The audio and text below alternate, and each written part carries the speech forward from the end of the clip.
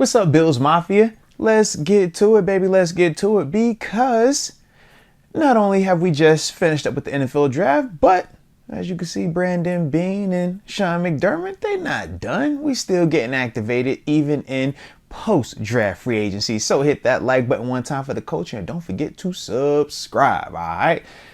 We did officially just sign wide receiver Chase Claypool, man, to a one-year deal. Now, Chase Claypool is a very, very interesting player from my perspective. Obviously, you know, played in Pittsburgh, so former alum for them as well. And yeah, covered the team, man. Obviously was here covering the squad when Chase was initially drafted to the Pittsburgh Steelers in 2020, second round draft pick. And what I will say is this, man, first 2 years, he had a trajectory that we all thought that, man, this dude has a chance to legit be a wide receiver one or even tap into that franchise wide receiver category, right? Because of the size, the speed, the athleticism, the leaping ability, passes the eyeball test. And, you know, all of those intangibles are still there. He can block, he can run down and, you know, run by you. He has potential to, like I said, give you run after catch ability, can do the combat catch stuff. The knock is consistency. And that's part of why he was, you know, ultimately shipped out of Pittsburgh. And then in Chicago, it ultimately never really worked out. So then they shipped him to Miami this past season, and it never really worked out there. So that's the issue with Chase. The talent is there, and that is still not up for debate. He still has all the characteristics that you would love to see. But you do want more consistency on the field. Now, is that a mental thing? Is that a maturity thing? Or is it just this is who he is thing? Well, we're trying to figure that out. But what I will say is this. The reason why I'm optimistic about it is I think of the context at his stops. Okay? Here in Pittsburgh, not only, you know, does he have the success, you know, back-to-back years, over 800 yards receiving, multiple years of, you know, 7+ touchdowns, or in that category, right? But he was also a little bit distracted, man. I know him, he was a little bit more focused on building his brand per se than focusing mainly on football. And, you know, when you do that in places like Pittsburgh, it can wear thin in terms of just people's patience with him. So I thought that that kind of got in his way. But then you also talk about just from a coaching standpoint. He's dealing with two different coordinators while he's in Pittsburgh. Obviously, an older Ben Roethlisberger. But then from there, you go to Chicago, where you have young Justin Fields and a completely different setup organizationally. We obviously know that they cleaned house again and made some shifts, not just on the field. We obviously know where Justin Fields is now, but even from a coordinator, GM, head coaching standpoint, things have changed. So you fast forward it now, you throw him into Miami, and yeah, you're jumping on a moving train, man. Anytime you get moved in season, it's not the easiest thing to deal with, but that was the scenario.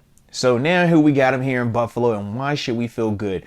Well, we should feel good because at worst, he gives you everything athletically that Gabe Davis was giving us, in the sense of 6'4", run down the grass, leaping ability. If he catches the football, he can be a problem.